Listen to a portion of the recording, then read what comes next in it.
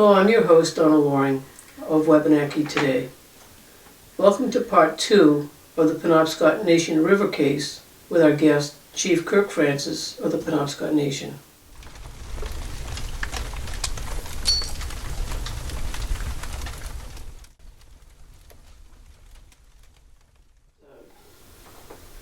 It's a history, right from, early on when they took any written mention of us out of their Maine state constitution, right from that day forward. And our issues are like, they're not issues really. And what's really upsetting is, in the past week or so, I was reading that they want to bring put a new casino in southern Maine. It's the same guy. What's that guy's name? Scott or something? Sean Scott, yeah. Sean Scott, same guy in 2003 that pulled the wool over their eyes to begin with, and he's coming back and he's trying to do it again. Well, that the first effort really, he benefits greatly, and I don't know him, and I don't know, you can't blame him for trying, I guess, but the tribes were the one that really were really stepped on to allow that to happen. And Absolutely. so I think, not addressing, and again, Indian gaming is one aspect of what we try to do economically, but I think that issue is really a shining example of the inequities in how things are approached. And to have two non-Indian commercial casinos here and not recognize a tribal right that exists everywhere else. And really it's not about, I think it's about, not wanting the tribes to prosper to some extent. Oh, absolutely, yeah. But I also think that it's really another example of we're not going to recognize any authority outside of state law and outside of a state approved process that allows you to govern in a way that is conducive to your economic future or any other thing. So yeah, it's funny to see these things crop up again, and it'll be interesting to see the signatures and if it gets on the ballot, how that all goes. But again, the tribes really laid the groundwork on that issue and have been left behind like everything else. Very nicely put and very politely put. They basically stole the tribe's economic idea and cut us out, and they continue to do so. Mm-hmm. At what point do we stop dealing with the tribe, with the state? And at what point does the federal government actually step in and say, hey, this is unfair, and start treating the tribal nations the way they should be treated? Mm-hmm. And I think that, I think you're right. At this point, the tribes are screaming for some kind of intervention. We obviously are not going to resolve this issue.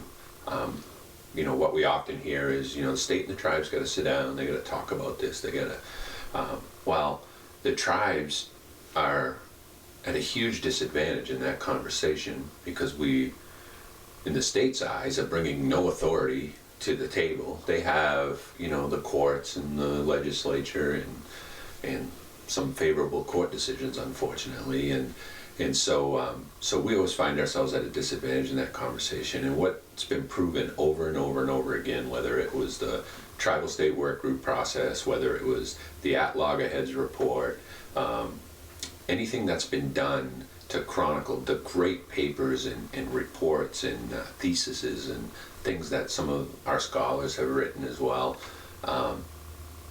what it shows over and over and over again is that despite the tribe continuing to put its hand out and try to resolve these issues in a common ground kind of way, we never make any progress in those processes. And so it's clear now. And when you look at the state's behavior even around this case, very early on,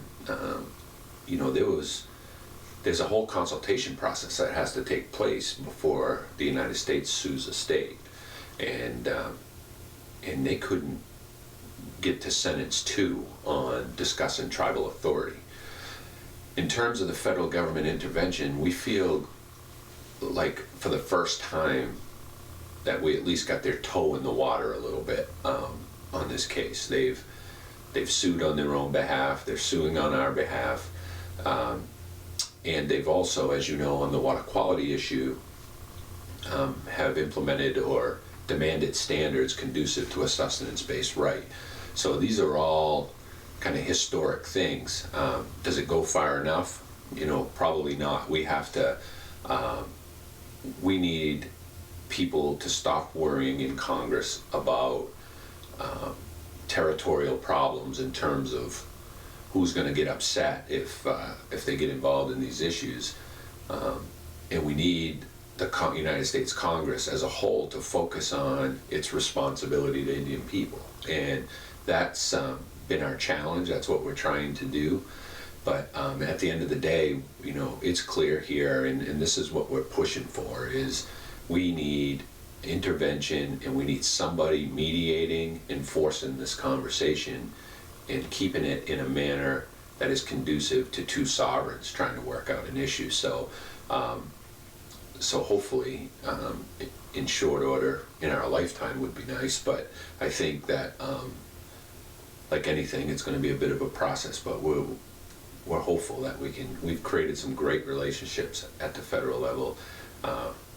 Again, we're a year and a half from a new administration, maybe less than that now, a year, and we don't know what that'll bring, but we just have to make sure that we just continue to pound on that and hopefully get this negative attention on the state and focus on getting them forced to change their behavior. Yeah, and I think, it's really, really important that what the state has done, to the tribes, throughout the history of that relationship, needs to be documented, mm-hmm. and needs to be put under the light. Either, just get the story out there, because people don't hear it, they don't know it. Well, that's true, and I think, what we're seeing now too is a whole elevated approach by the tribe. I think, our citizens are no longer those people that have never been off the reservation, didn't understand those conversations, we got lawyers and we got activists and we got people that that are highly educated, that understand how to maneuver through They can actually read and understand English. Exactly. Well, that's helpful, but yeah. But I think that my point is that I think the tribe is becoming more and more formidable in this kind of modern day war over tribal self-governance, and I think it's reaching a point where people are starting to listen, and we have. I think people still struggle with exactly what the action items should be in terms of getting real outcomes, but and I'm talking about on the federal level and everywhere else, but our people are doing a great job of trying to help find those solutions, and I believe there are people out there that will execute on those once we can really lay that out in a comprehensive way. And so, as we've talked about, I think what we need to do is bring all those minds together formally, and not just internally, but make sure that all those people are at the table when we're meeting externally as well, with members of Congress, trying to get them to Maine to see the environment. We had members of the Native American Caucus on the river last year, and just that experience for them was like, when they looked at our territory, and now these are objective views of when they looked at our territory and they looked at the river, and it just didn't make any sense to them that another argument could be made. And so, I think this decision, recently is grounded in a lot of things that I don't believe are the factual reality. And I think that not only is it very confusing, it's very concerning and broad-reaching. So we're working now to try to legally understand how to respond to that.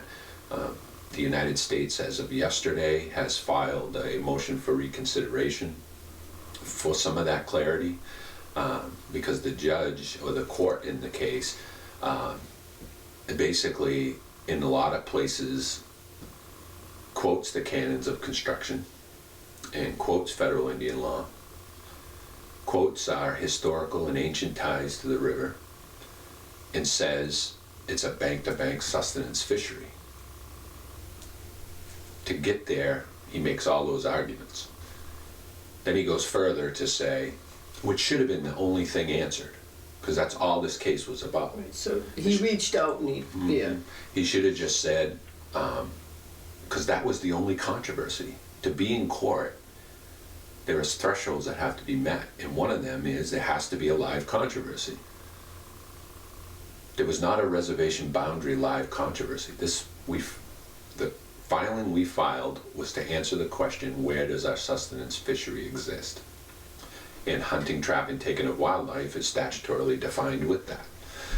So we just wanted to know, is it in the entire main stem of the Penobscot River? That was the question. Now the state comes in with interveners and raises all kinds of issues that weren't associated with it, but there was no controversy around those issues.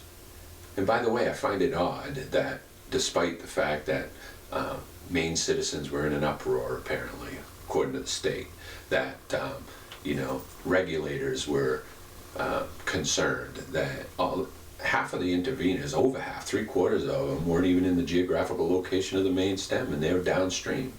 So so it was a strategy to fog up the issue. Yeah, a lot of smoke and mirrors. Exactly, and scare Maine people. Yeah. You don't have one affidavit in that case from a Maine citizen. You don't have the court asking one time to speak to a state negotiator.